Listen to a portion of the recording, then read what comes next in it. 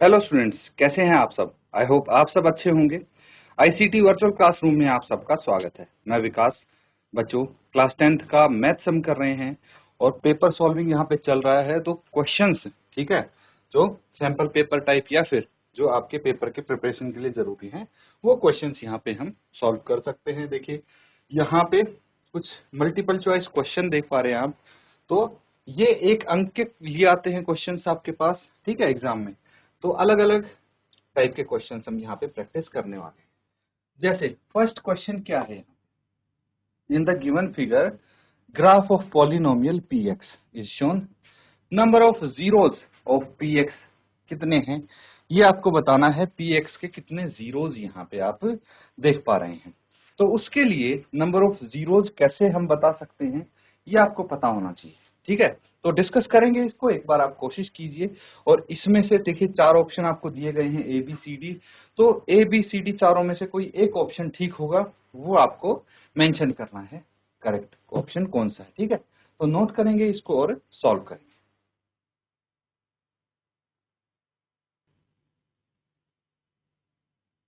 तो ठीक है, नोट कर लिया है। अब देखिए, हम जीरो ऑफ अ पॉलिनोमियल कैसे निकालते हैं।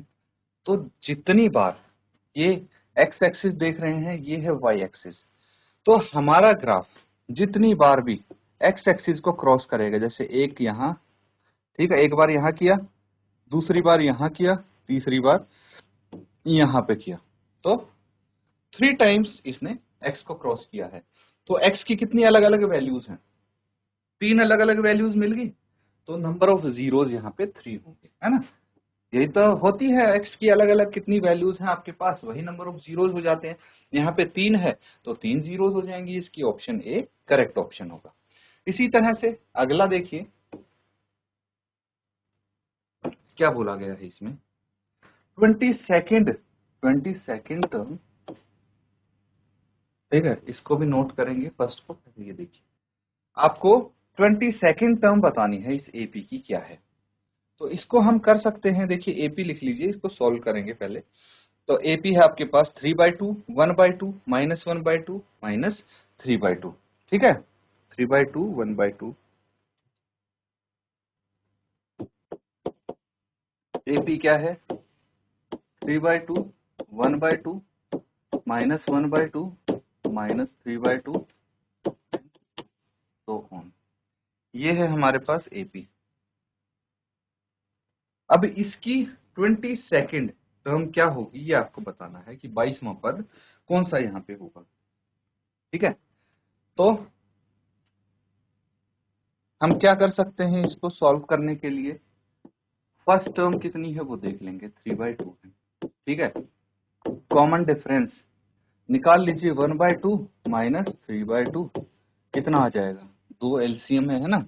और 1 -3 कितना आ जाएगा, -2, यही होगा ना। तो -2/2 यहाँ पे आप बोल सकते हैं, ठीक है। तो अब क्या करना है, या फिर इसको -1 भी बोल सकते हैं, ठीक है। तभी तो आएगा। जैसे डी आ गया, उसके बाद ए एन हमें पता लगाना है, ठीक है। ए एन कौन सा है, एन यहाँ पे 22 है एन की वैल्यू। तो मुझे पता है A N is equal to A plus n-1 into D, यही होता है। तो ए एन यानी A22 is equal to, first term है 3/2 प्लस 22 -1 इंटू डी -1 है। इसको सॉल्व करेंगे, देखते हैं क्या वैल्यू आती है। 3/2 यहाँ पे हो गया, प्लस 21 इंटू -1 यहाँ। आगे सॉल्व करते हैं इसको, कितना आ जाएगा ये 3, A22 निकाल रहे हैं हम, 3/2 -21 इंटू -1 -21 हो गया। एलसीएम ले लीजिए, दो एलसीएम आ गया, तो 3 -21 दूनी 42, तो ये आ गया -39/2, ठीक है। क्या आ गया, -39/2। तो देख लेंगे ऑप्शन कौन सा करेक्ट होगा, जो जिसकी वैल्यू ये होगी। पहले इसको नोट कीजिए।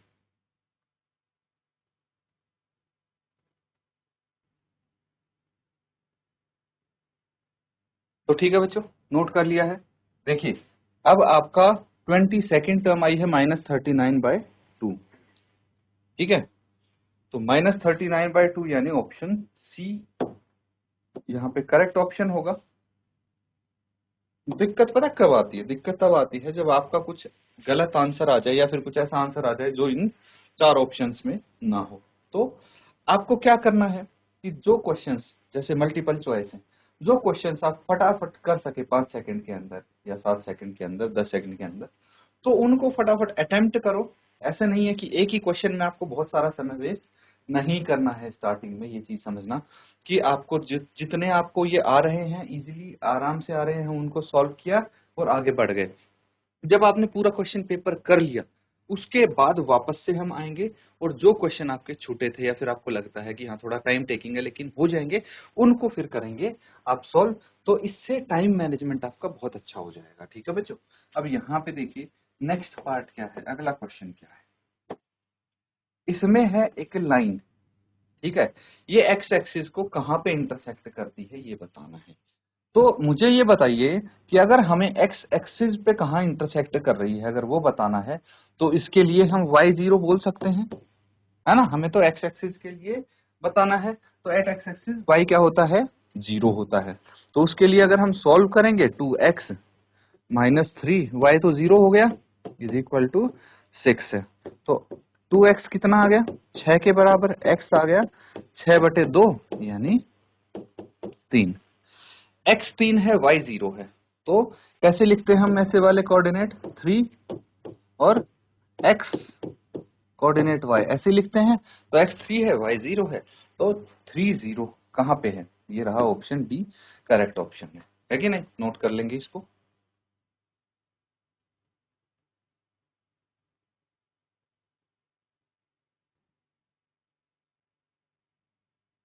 ठीक है, अब है अगला सवाल। इसमें क्या बोला गया है, two identical cones are joint as shown in figure. तो एक जैसे कोन है, तो यहाँ पे इसका बेस ये हो गया, इसका बेस ये हो गया, तो दोनों की डायमेंशन सेम होगी। क्या गिवन है, रेडियस ऑफ बेस दिया है 4 सेंटीमीटर और स्लांट हाइट भी है 6 सेंटीमीटर। हाइट क्या होगी सॉलिड की ये आपको बताना है। तो सॉलिड की हाइट कैसे निकालते हैं, चलो पहले हम एक कोन की बात करते हैं, खाली सिंगल वन कोन की। ठीक है, तो अगर कोई कोन है आपके पास, तो इस केस में हमें हाइट निकालनी है और आपको क्या दिया है, स्लांट हाइट दी है और बेस रेडियस दिया है कितना, 4 और 6 सेंटीमीटर। ठीक है, क्वेश्चन नोट कर लिया आपने, अब इसको सॉल्व कर लेते हैं।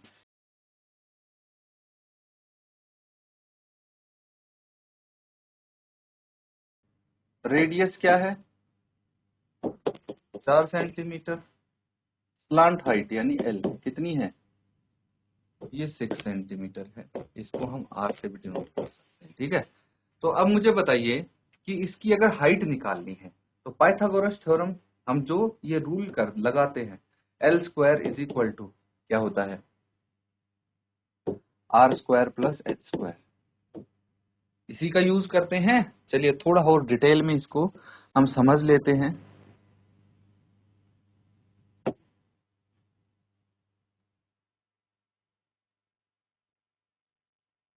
ठीक है, मान लीजिए ये कौन है और यहाँ पे हमें इसकी ये हाइट एच ये निकालनी है, ये रेडियस हो गया इसका, है ना, और ये स्लांट हाइट होगी। तो एक राइट एंगल ट्रायंगल बन रहा है जहाँ पे पाइथागोरस थ्योरम यूज हो सकती है, उसी की हेल्प से ये फॉर्मूला यहाँ पे आया है। और अब हम इसकी वैल्यूज अगर रखेंगे तो ये कितना हो गया, 6 centimetre square is equal to, R भी तो गिवन है, आर कितना है 4 centimetre square is equal plus होगा ये, है ना, एच स्क्वायर। तो ये कितना आ गया, 36 centimetre square is equal to 4 चौक 16 सेंटीमीटर स्क्वायर प्लस एच। अब इसको इधर लेके आ जा, तो 36 centimetre square minus 16 centimetre square is equal to H square. कितना आ जाएगा, 36 minus 16 20 centimetre square is equal to H square. तो एच की वैल्यू क्या आ जाएगी, H is equal to under root 20 centimetre. ठीक है, तो अब देखिए ये आ गई h की वैल्यू। इसको थोड़ा हम और अगर कैलकुलेट करेंगे 2 इंटू 2 इंटू 5 ये आ जाएगा अंडर रूट में, और ये पेयर है तो 2 बाहर आ जाएगा, 2 रूट 5 आ जाएगा यहाँ पे। तो हम h की वैल्यू लिख सकते हैं 2 रूट 5 सेंटीमीटर। हाइट पूरे फिगर की निकालनी है, तो हम क्या करेंगे, टोटल हाइट 2 इंटू h यानी 2 इंटू 2 रूट 5 सेंटीमीटर यानी 4 रूट 5 सेंटीमीटर। ठीक है, ये आपका करेक्ट आंसर होगा। अब यहाँ पे हमने प्रॉपरली इसलिए सॉल्व किया है ताकि आप समझ जाएं।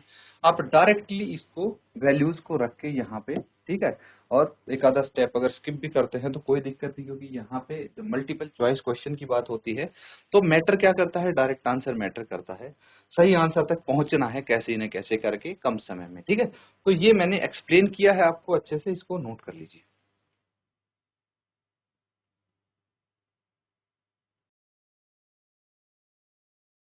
ठीक है बच्चों, नोट कर लिया है सबने। तो देखिए 4 रूट 5 है आंसर आपका, यहाँ पे कोई ना कोई तो मिल ही जाएगा इस ऑप्शन में। ये रहा ऑप्शन बी करेक्ट ऑप्शन हो गया, है कि नहीं, समझ में आ रहा है। तो देखिए यहाँ पे 2 रूट 5 भी ऑप्शन दिया है ना, दिया है कि नहीं। तो पहले तो हमने एक कोन का ही हाइट निकाली थी, हाइट ऑफ द सॉलिड पूछी है, तो टोटल हाइट निकालनी थी आपको। तो कई बार जल्दबाजी में बच्चों से गलती भी हो जाती है, सीधा बहुत सारे बच्चे 2 रूट 5 भी टिक कर देते हैं, जहां पे आपका आंसर गलत हो जाएगा। इतनी मेहनत करने के बाद भी अगर आंसर गलत टिक कर रहे हैं तो फिर कोई फायदा नहीं है, वो टाइम वेस्ट होता है। इसीलिए क्वेश्चन को ध्यान से पढ़ना है। ठीक है, अगर क्वेश्चन को अच्छे से पढ़ेंगे आप तो आप सही आंसर तक ही पहुंचेंगे हमेशा। चलिए अगला सवाल देखते हैं।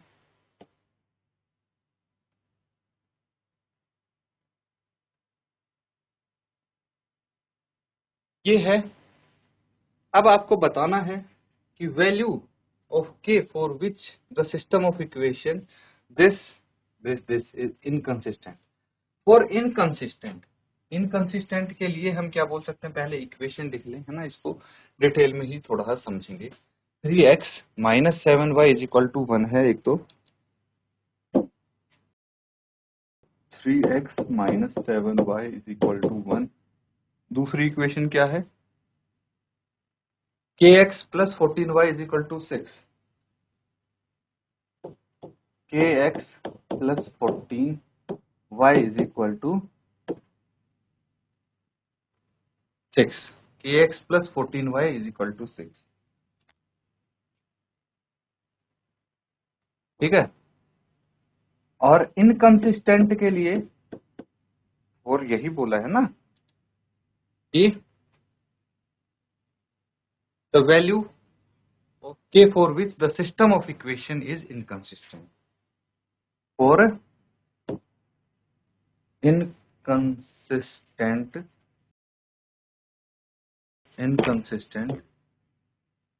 system of equation, ठीक है, क्या होता है, a1 by a2 is equal to b1 by b2 is not equal to c1 by c2, ये होता है। ठीक है, हम क्या करेंगे, कंपेयर विद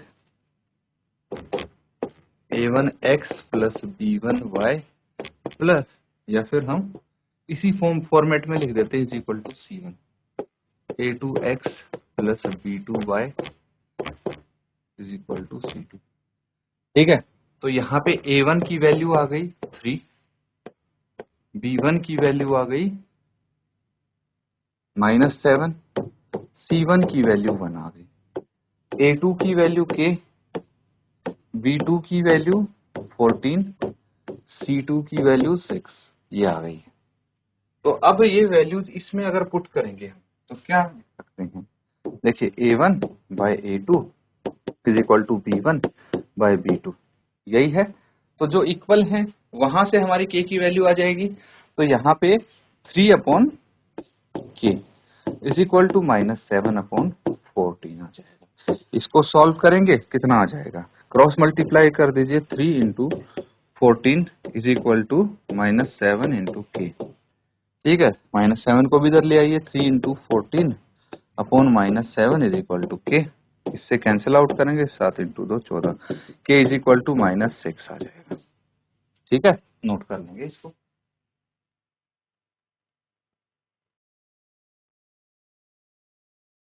ठीक है, नोट कर लिया है। अब देखिए -6 है, तो कौन सा आंसर होगा correct answer, option A will be correct option. ठीक है, अब देखिए ये है 2 dice are rolled together, the probability of getting a sum more than 9 is. तो यहाँ पे अगर आप डायरेक्ट इसको कर पा रहे हैं, ये जो कॉम्बिनेशन से इसके बना पा रहे हो जिनका सम 9 से ज्यादा हो, तब तो ठीक है, आप इसको अटेम्प्ट कर लीजिए। नहीं तो अगर टाइम टेकिंग लग रहा है तो आपको लास्ट में अटेम्प्ट करने, हालांकि हम यहाँ पे डिस्कस करेंगे, कोई दिक्कत नहीं है। तो इसको नोट कीजिए, इसके बाद हम इसको सॉल्व करेंगे।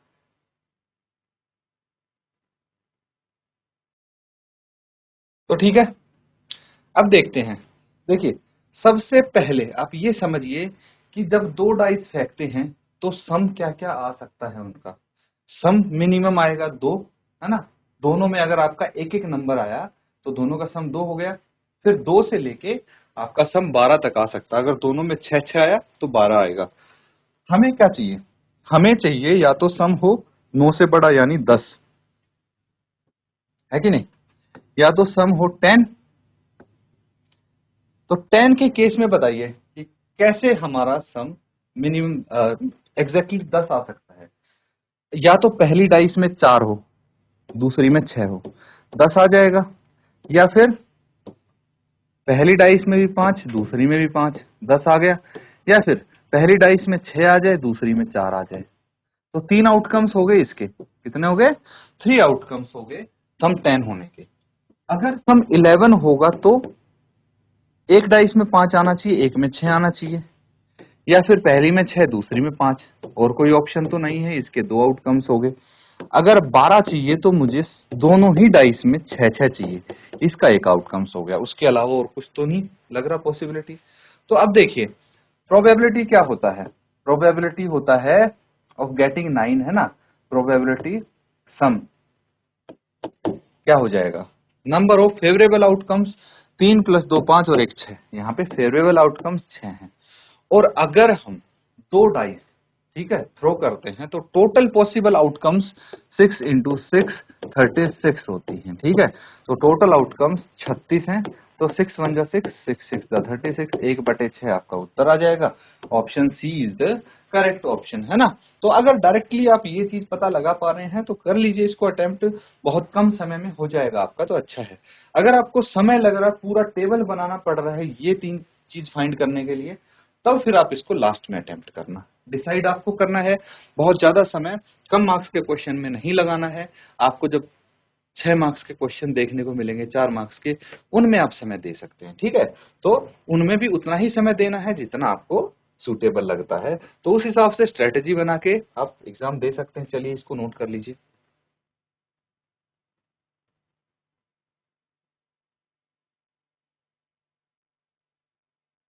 तो बच्चों, यहाँ पे जो क्वेश्चंस हमने किए हैं, अच्छे से उनको आप रिवाइज करेंगे घर से एक बार फिर से जाके। इसी के साथ आज का सेशन एंड करते हैं। Thank you and have a nice day.